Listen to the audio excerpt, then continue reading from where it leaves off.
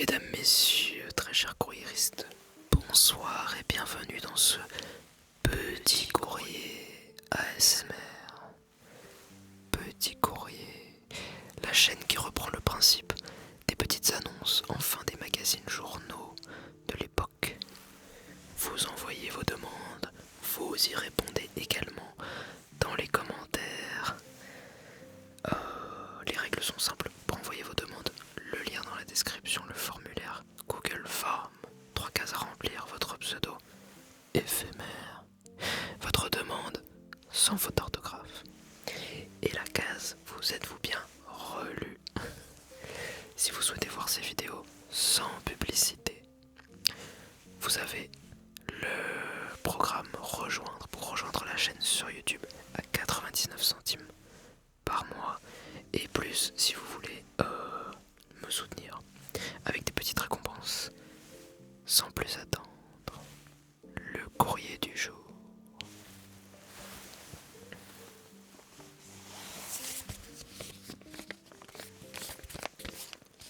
Que voici.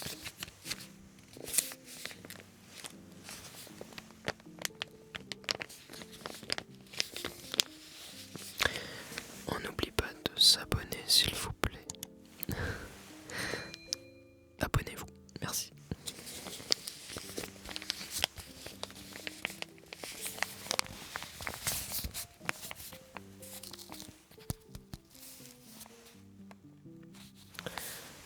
Le petit seau qui va bien.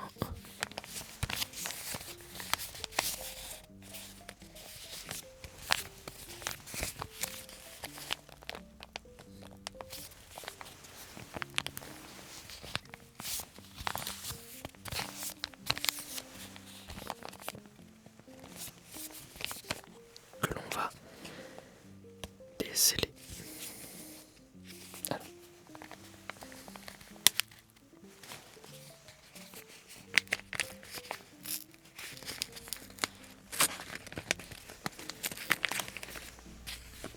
C'est un perfect aujourd'hui.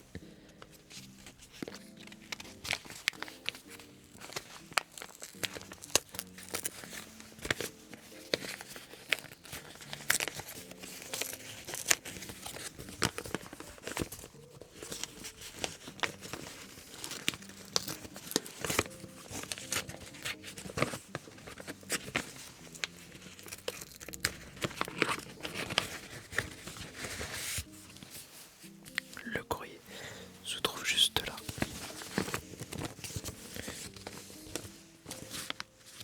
Les enveloppes avec toutes les autres.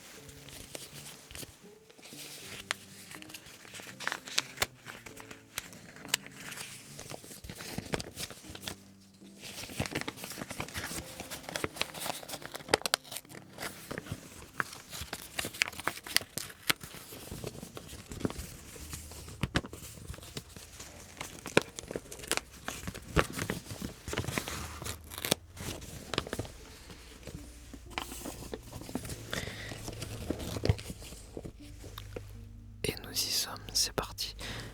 Le petit courrier du jour. Vagabond du temps. Bonsoir mes chers courriéristes. Je suis ici pour la deuxième fois afin de vous demander votre aide. Étant un jeune homme ayant grandi dans les années 2000, je n'ai jamais connu les années 60, 70 et 80. Pourtant, je ressens comme une forme de nostalgie. Nostalgie envers ces dernières, alors que je ne connais absolument pas cette époque. J'ai l'impression que je suis né à la mauvaise période. Je ressens une très claire attraction pour l'esthétique de cette époque. Une attraction qu'il m'est très compliqué de satisfaire. J'écoute énormément de musique de cette époque, de films, de photos et je questionne souvent ma grand-mère ayant vécu cette époque. Cependant, aujourd'hui, je ne peux que me retrouver frustré, incapable d'incorporer cette esthétique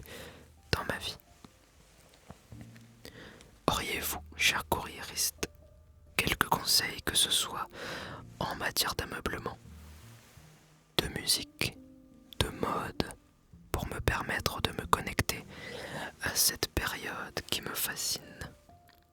Je vous remercie mes amis et vous souhaite une excellente nuit. Alors vous d'abord, si vous avez matière à répondre à nos courriéristes à chaque fois, vous avez simplement dans les commentaires à inscrire le pseudo de notre cher courriériste, 2 points, et vous écrivez votre réponse. Je vais, lorsque j'ai quelque chose à ajouter, à dire, répondre également au courrier.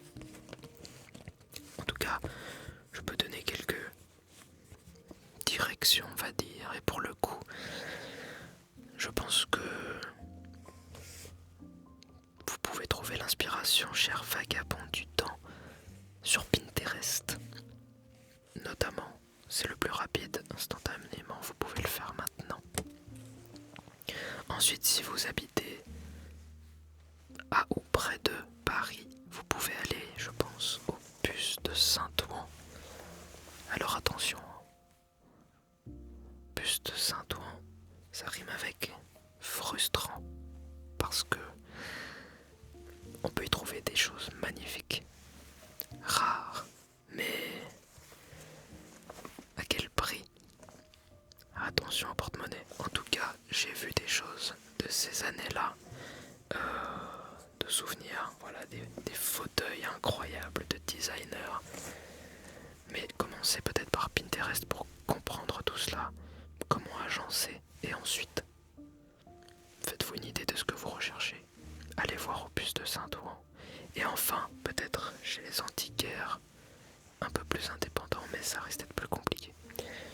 Ensuite, Le Bon Coin, eBay, faites-vous petit à petit votre décor, on va dire, et autres consommations de musique, etc.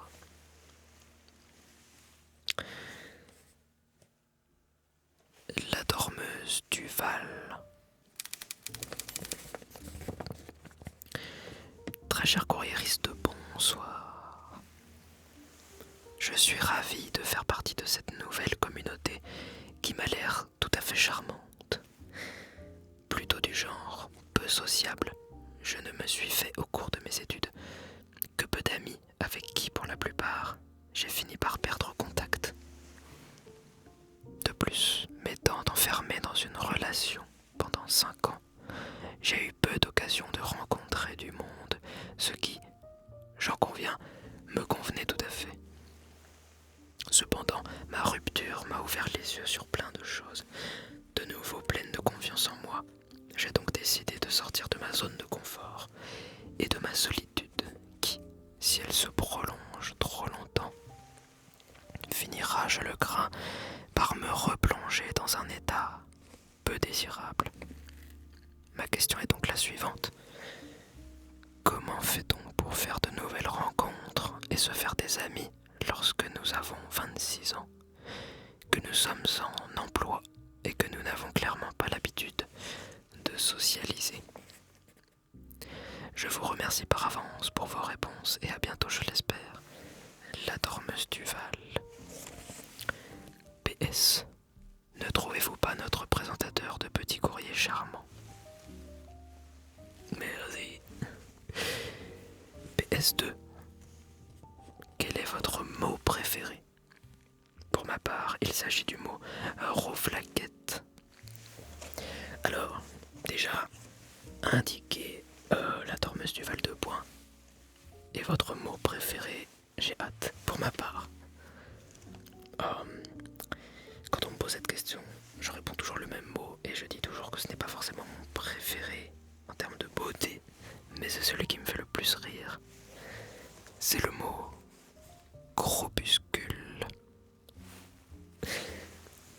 Un groupuscule. Je trouve ça ridicule. C'est ça qui est drôle. Ensuite, comment socialiser? Alors moi je vais donner mes exemples qui m'ont aidé. Vous donnerez les vôtres en commentaire s'il vous plaît. de sport. Voilà. Alors, si vous êtes à Paris, ou à Toulouse, ou à Lyon, ou à je ne sais quelles autres villes en France peut-être, il y a des randos rollers. Et c'est incroyable parce qu'il y a des nouveaux gens chaque semaine. Les randos rollers à Paris, il y en a 2 par semaine depuis 25 ans. Le vendredi, le dimanche. Une fois que vous avez appris à tenir en équilibre, à freiner,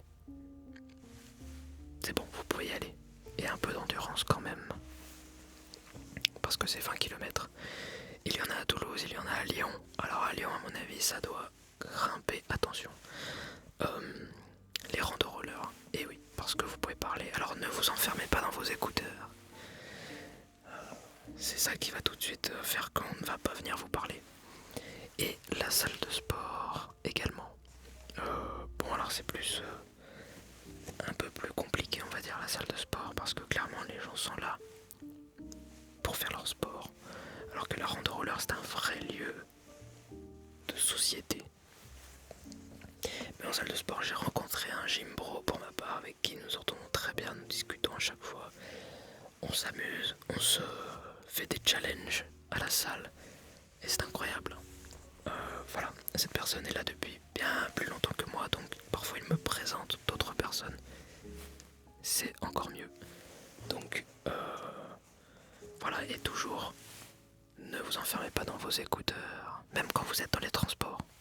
J'ai remarqué, transport, dès que vous sortez en fait, déjà, pas d'écouteurs, profitez, soyez aux aguets, soyez dans le moment présent, mais surtout profitez de chaque instant. Si vous allez quelque part et que vous avez une demi-heure de transport, ne mettez pas votre cerveau en mode pause jusqu'à arriver à la demi-heure finie de transport. Profitez de cette demi-heure pour sentir les énergies, j'ai envie de dire. Le voyageur des lettres. Cher courriériste, voilà quelques mois qu'avec une personne qui m'est bien sympathique, nous échangeons des lettres pour pallier la distance qui nous sépare l'un de l'autre.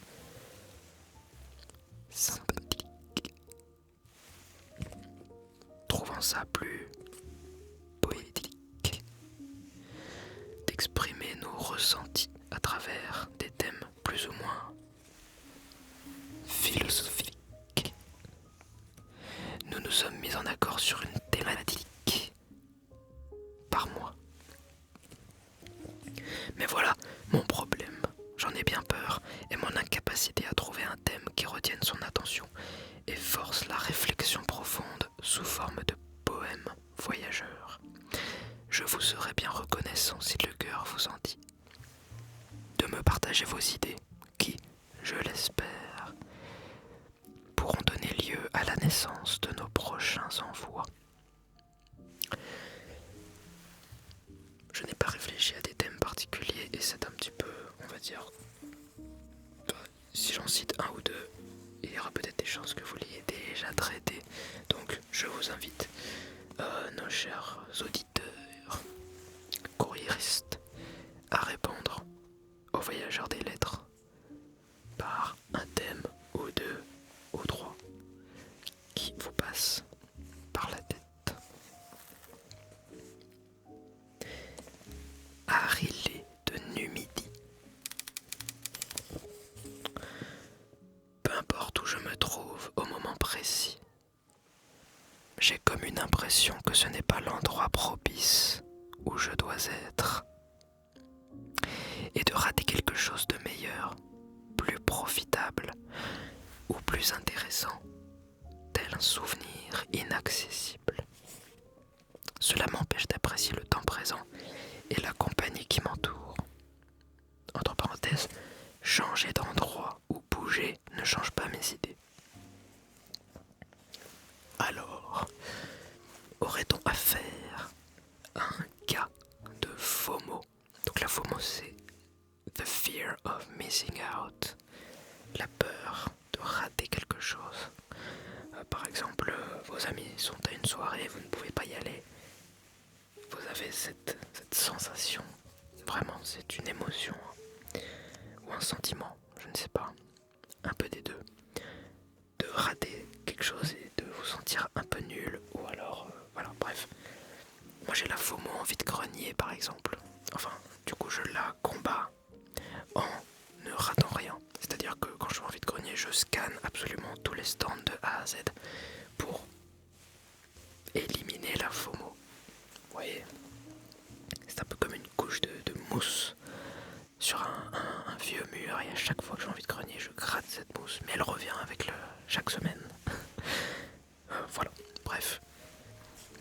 Je reprendrai le petit conseil de tout à l'heure à propos des écouteurs et de la musique.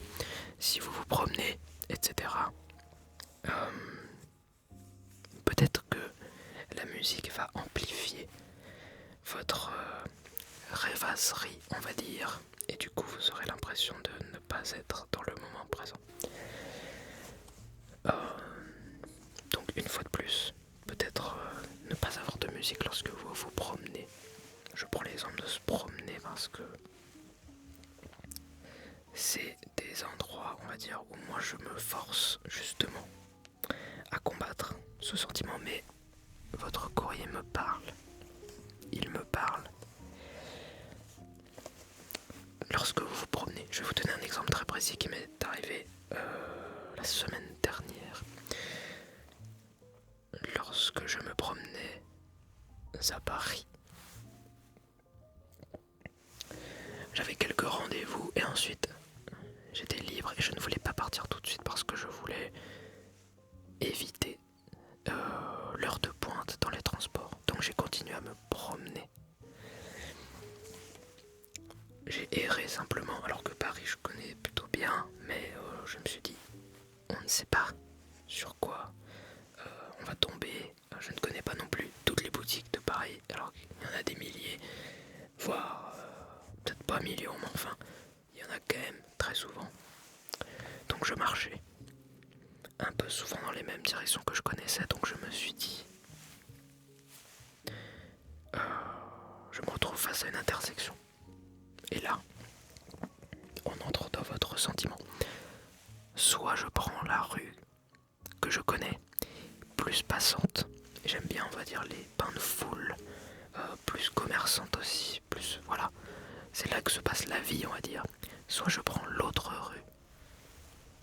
rue moins passante, mais que je ne connais pas tout à fait, et qui sait ce que l'on va trouver au bout. Et je me suis dit quand même, j'aime bien l'ambiance, mais qu'est-ce qu'il y a par là, quoi. Donc j'étais aux aguets. J'avais la peur de manquer quelque chose, j'avais la FOMO. Comment vous dites, j'avais l'impression que je n'étais pas dans l'endroit propice et que je devais être en train de rater quelque chose de meilleur à côté. Eh bien figurez-vous, j'ai continué dans cette rue.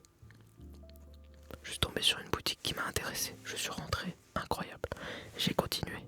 Autre boutique qui m'a intéressé. Je suis rentré, incroyable. Je suis sorti, j'ai continué. J'ai une fois de plus pris une rue que je ne connaissais pas trop pour arriver en fin de compte sur la place Saint-Michel. Et là je me suis dit, oh, pour le coup, nul, parce que c'est trop touristique, il y a trop de trucs, et je sais qu'à part des restos, voilà, le reste je connais. Eh bien, figurez-vous que sur la place Saint-Michel, il y avait un marché de printemps, un peu comme un marché de Noël, mais version printemps, qui dure un certain temps jusqu'au 2 juin. Qu'est-ce que je n'y ai pas trouvé? Un vendeur de boîtes en bois. Et je vais vous mettre les vidéos maintenant.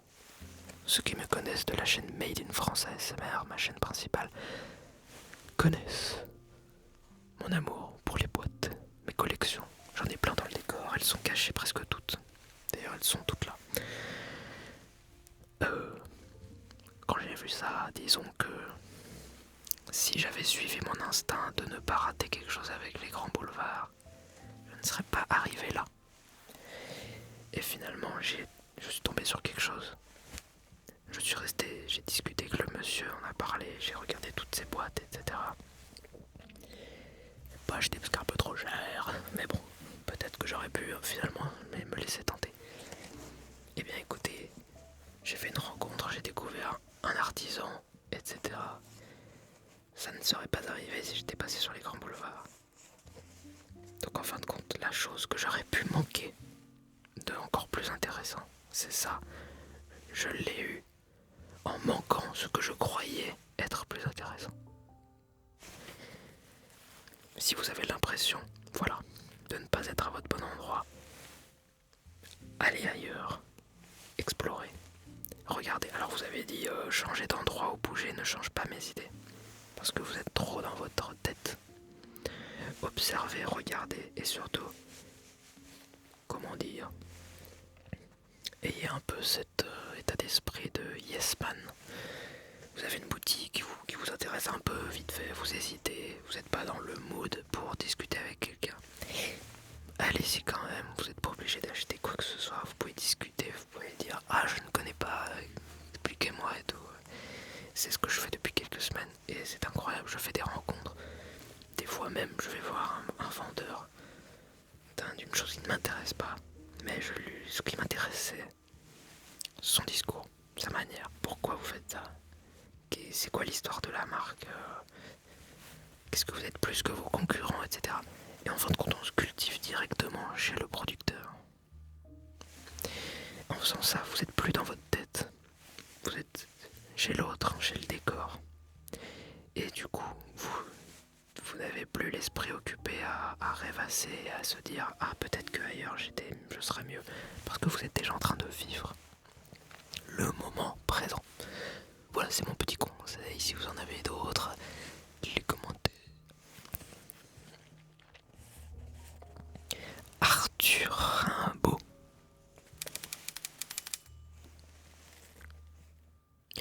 En quoi la poursuite de la vertu peut-elle contribuer à une vie épanouie et significative? La question probablement la plus courte, mais qui méritera le plus de réflexion, parce que là on est sur un sujet de philo. J'ai tenté de réfléchir à cette question avant. J'ai pas trouvé de réponse qui me plaît, qui me correspond ou qui serait intéressante. Cependant, parce que j'ai toujours quelque chose à dire, il faut définir le mot vertu en fait. Voilà pourquoi j'ai du mal à répondre moi-même à cette question.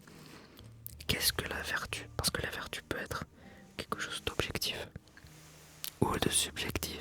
Si on parle de morale, de faire le bien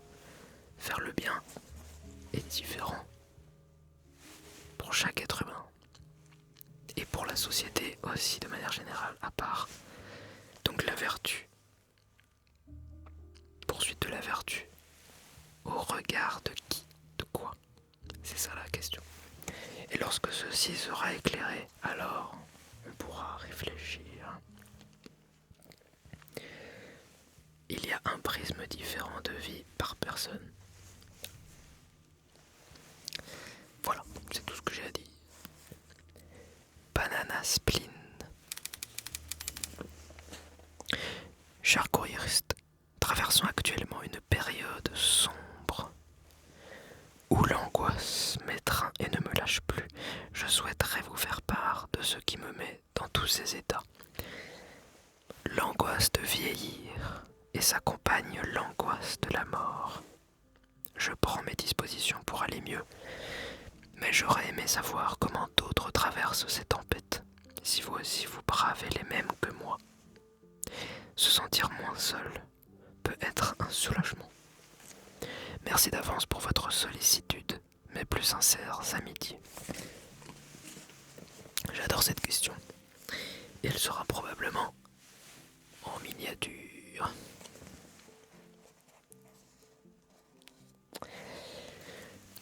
Les immortels nous envient. Les immortels sont probablement ceux qui seront le plus angoissés et déprimés parce qu'ils ne meurent jamais. Une fois que vous avez tout fait, imaginez, c'est inimaginable, mais bon, imaginez quelqu'un qui demain, Alors ça c'est, je reprends Étienne Klein, alors qu'il reprend sûrement quelqu'un d'autre, mais j'adore Étienne Klein, j'adore l'écouter parler. Donc allez voir Étienne Klein, une conférence qu'il a fait sur la mort, je crois. Qu'est-ce que la mort ou quelque chose comme ça. Et il commence par parler des immortels, etc. Et surtout, si demain vous apprenez, donc je reprends ce qu'il dit, si demain vous apprenez que vous êtes immortel, vous ne sortez plus de chez vous. Et oui, parce que vous aurez peur. Alors quand je dis immortel, c'est de vieillesse. Mais vous n'êtes pas invincible. Donc si vous êtes immortel mais pas invincible, vous restez cloîtré chez vous, tout simplement, puisque vous auriez peur qu'on vous enlève ce super pouvoir, entre guillemets. Voilà, donc il y a différentes manières de traiter la question. Maintenant, donc je vous recommande Étienne Klein, Qu'est-ce que la mort? Conférence. Ceux qui sont là en plus, on va regarder cette vidéo, je pense, adoreront Étienne Klein pour s'endormir le soir. Alors, ceci n'est pas une recommandation, mais d'expérience personnelle. Les psychédéliques, les amis. Alors je réponds à votre question. J'aimerais savoir comment d'autres traversent cette tempête. Oublions ma personne. Regardons l'histoire. Ce qui est appelé le L avec 2 autres lettres, qui finit par un D, avant d'être interdit après l'époque des hippies, on va dire. C'était administré à des patients en fin de vie pour leur faire accepter la mort. Entre autres, il y a des documentaires sur Netflix, il y a pléthore d'informations là-dessus et surtout de démystification, on va dire, sur la chose, parce qu'il y a beaucoup d'a priori. Cependant, je peux vous assurer que pour l'avoir testé, en fait, lorsque vous utilisez cette chose, vous vous rendez compte, ça a été mon expérience, des cycles de la vie, enfin des cycles tout court. Un cycle, c'est une chose qui se répète en boucle, et vous vous rendez compte que vous, votre être humain, votre personne, vous n'êtes qu'un cycle sur un tableau beaucoup plus grand. Les gens qui ont peur, trop peur de la mort, ne voient le tableau que comme leur propre vie. Lorsque vous prenez ça, vous dépassez totalement parce que l'ego disparaît. Il y a le ego death, la mort de l'ego à un moment donné. C'est un petit moment où simplement vous faites qu'un avec l'univers. Et là, vous n'avez absolument pas peur de la mort, vous pouvez même en parler à ce moment-là. Alors attention, je ne recommande pas, une fois de plus, si vous voulez faire, informez-vous avant.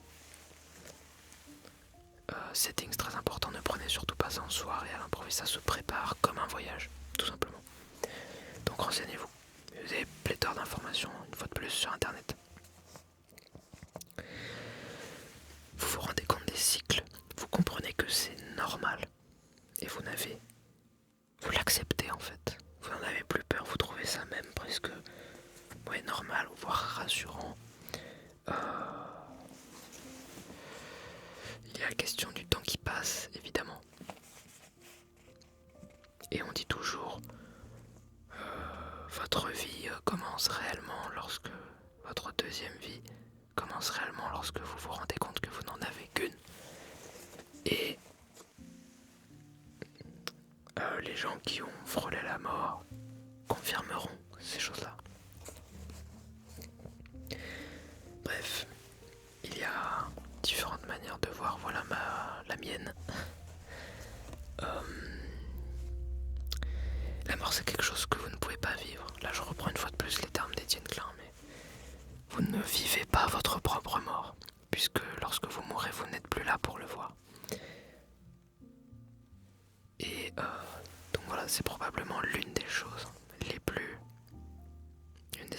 récompenses les plus douces, puisque pour ceux qui souffrent, c'est la fin de cette souffrance. Vous êtes dans un état d'euphorie, votre cerveau, etc. Enfin bref. Psychédélique, tout ça. Vous faites votre chemin, vous verrez. Narcissique nymphe. Cher courriériste, bonsoir. Il est temps pour moi de profiter de cette superbe chaîne dont il m'est impossible de me lasser pour vous solliciter sur un point capillaire. Pour une présentation rapide, je suis une jeune femme dans sa 24e année qui, après une décennie d'intenses changements capillaires, à base de coloration et de décoloration multiples, de franges et de coiffures plus ou moins farfelues, a pris une décision radicale. En effet, ce qui fut une belle crinière s'est transformé en une botte de paille. Mes cheveux n'ayant plus aucune essence et ne pouvant y remédier, j'ai saisi la seule option qui s'offrit alors à moi, tondre mes cheveux à un sabot 21.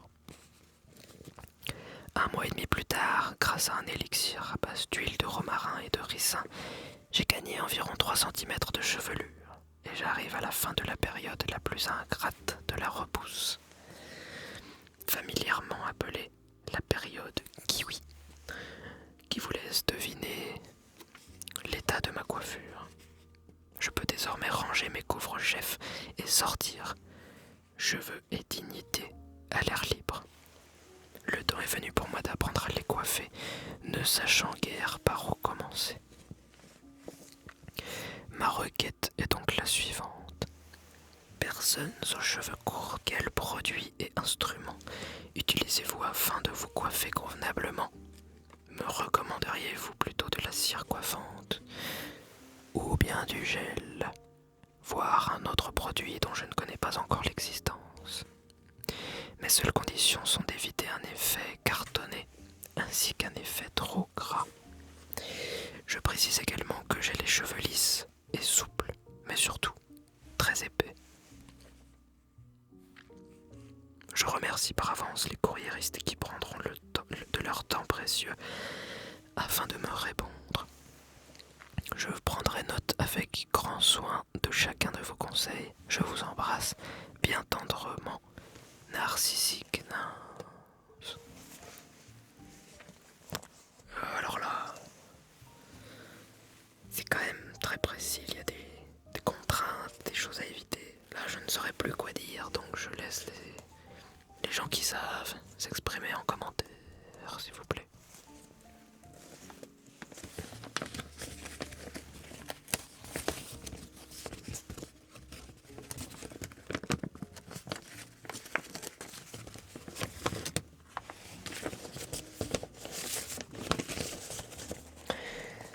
L'énigmateur.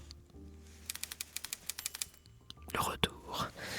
Bonjour, chers membres du PC. Suite à la dernière vidéo, notre lecteur favori qui lit ceci en ce moment même avait trouvé la bonne réponse. Yes.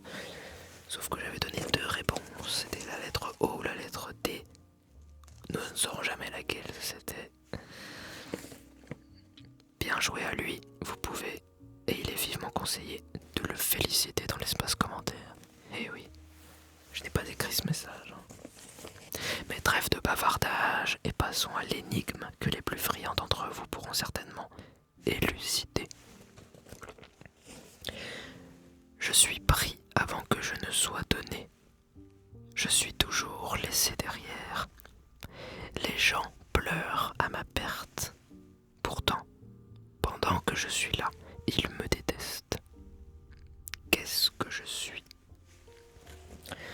En vous souhaitant une agréable journée ou soirée, bien à vous, l'énigmateur. Alors j'ai pas trouvé. Donc, ceux qui auraient trouvé, les commentaires. La luciole dorée.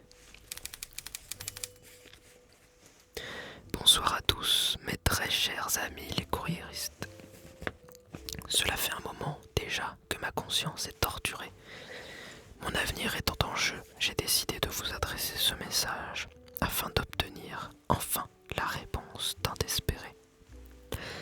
L'année suivante, je serai en dernière année d'études secondaires, me trouvant actuellement dans une option de sciences économiques pour le droit qui s'y trouve, mon école n'ayant pas d'option dédiée uniquement à celui-ci et n'ayant pas non plus les moyens d'en changer, j'ai choisi cette formation.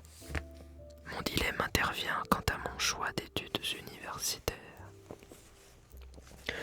Je ne cesse de me demander si je ne devrais pas me diriger vers le droit, comme cela l'a toujours été, décidé tacitement, mais aussi car je l'affectionne grandement. Ou devrais-je plutôt me rediriger vers une passion lointaine, celle qui réside en moi depuis ma tendre enfance, l'armée?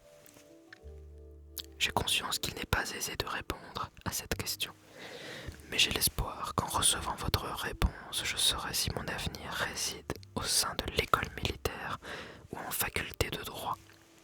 Sur ce, je vous souhaite une agréable soirée, mes amis. Ceux qui suivent le PC depuis un petit moment s'imaginent déjà la réponse que je vais proposer. Testez les deux. Et si vous adorez les deux,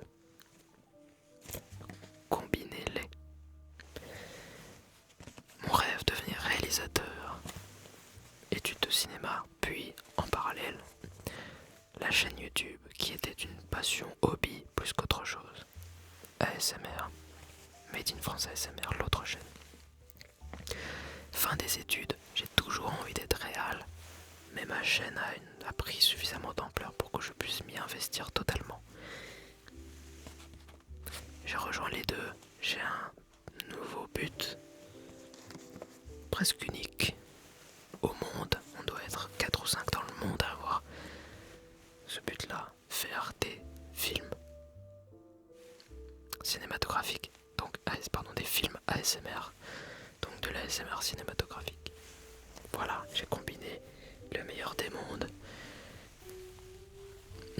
Même chose pour une amie que j'ai rencontrée qui faisait du droit et qui est passée au cirque, qui va peut-être réunir le droit dans le cirque. Alors, je vous dirais, déjà testez les deux. Si vous pouvez tester les deux, c'est mieux. Et je reprends ce que j'ai dit dans un petit courrier précédent. J'ai vu une vidéo sur YouTube d'une femme qui est devenue millionnaire à 30 ans, je crois, je sais plus, qui était l'un de ses objectifs, et finalement elle s'est rendue compte que elle avait d'autres objectifs plus profonds, et elle nous disait comme conseil: atteignez vos objectifs le plus tôt possible dans votre vie pour vous rendre compte si c'est ça que vous vouliez ou pas, et surtout pour vous connaître encore mieux. Parce qu'il y a une fois que vous avez atteint ces objectifs que vous vous connaissez vraiment et que vous voyez si vous avez envie de poursuivre encore, ou finalement, en fait, bon, c'était pas vraiment ça, mais au moins je l'ai fait. Voilà, c'est tout ce que j'ai à dire. Essayez donc de combiner l'armée et le droit, voilà ce que je voulais dire. Renard en quête de malice. Bonsoir, cher courriériste. Me voilà bien en peine et en quête d'avis éclairés. Je n'ai jamais su ce que je voulais faire comme métier. À mon grand dam, aucune vocation ne m'est jamais apparue. J'ai un profil plutôt littéraire cependant. Après la terminale L, j'avais donc privilégié une licence de lettres et arts du spectacle, assez générale, pensant que mon choix s'affinerait petit à petit. Suite à cette licence, j'ai décidé de m'orienter vers un master cinéma et audiovisuel. Problème, me voilà en fin de master 2 et je suis à peu près convaincu que je ne veux pas d'un travail de technicienne audiovisuelle. Constat que j'ai fait après avoir fait des stages dans ce domaine. Donc là c'est bien, vous avez testé. Mais l'idée de travailler 8 heures par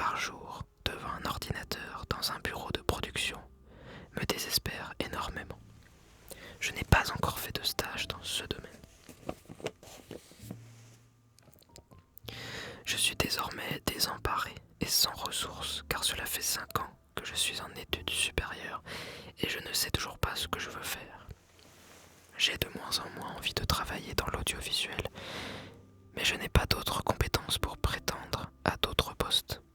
Je ne sais pas quoi faire. Comment sait-on quel métier faire? Comment puis-je trouver ma voie? Je me doute que ce paragraphe n'est pas suffisant pour pouvoir me conseiller exhaustivement, mais j'accueillerai avec grand plaisir et reconnaissance le moindre conseil ou la moindre piste pour m'orienter. Merci de m'avoir lu et écouté. Belle relaxation à tous. Renard en quête de malice.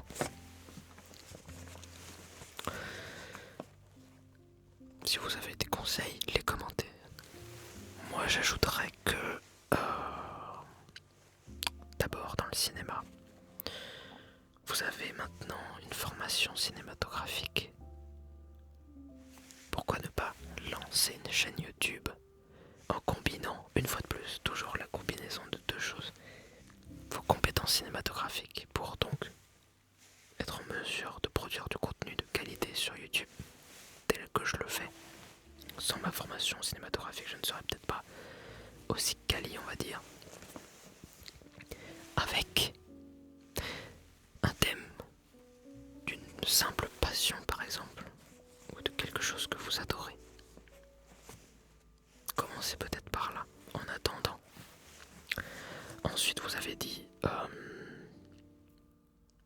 vous ne voulez pas être technicienne audiovisuelle, et vous ne voulez pas non plus être dans les boîtes de production. Que reste-t-il? Si vous êtes un peu manuel, vous êtes plus littéraire, mais... Alors déjà, scénariste, ce n'est pas technicienne, donc vous pouvez être scénariste. C'est ni de la prod, ni de la technique. Et si vous avez un profil littéraire, vous pouvez être... Voilà. Scénariste, si vous avez des compétences en dessin, vous pouvez être storyboardeuse. Sinon, quoi d'autre?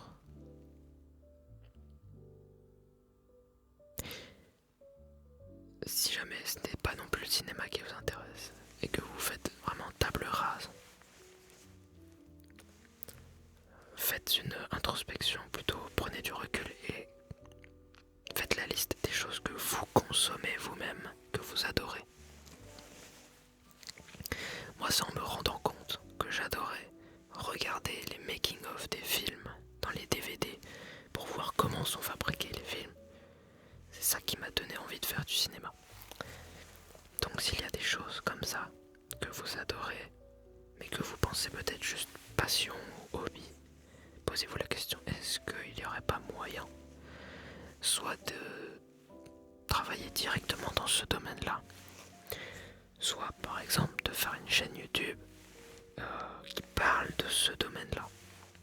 Et en plus vous avez déjà des compétences en cinématographie. Maintenant, donc ça fera, vous aurez une longueur d'avance sur YouTube, on va dire.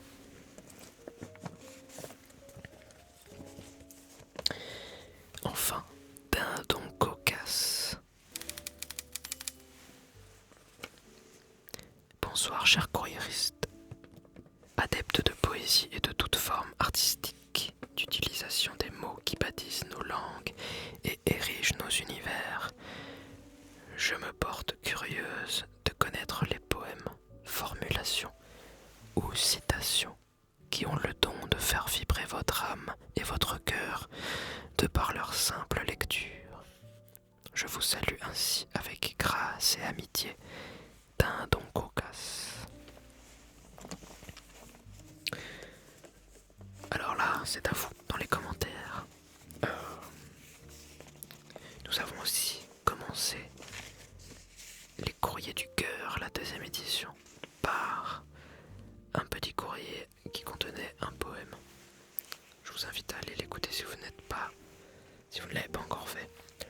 Et nous avons terminé. N'oubliez pas de vous abonner, s'il vous plaît, à cette chaîne pour ne rien rater, tout simplement parce que je publie pas toujours régulièrement, des fois le dimanche, des fois le mercredi, des fois je rate une semaine. Il faut s'abonner et activer la cloche tout simplement. Et si vous ne voulez pas de publicité, vous savez, vous pouvez devenir members de la chaîne pour moins d'1 € par mois, littéralement. Voilà, ça soutient la chaîne également. Et je vous dis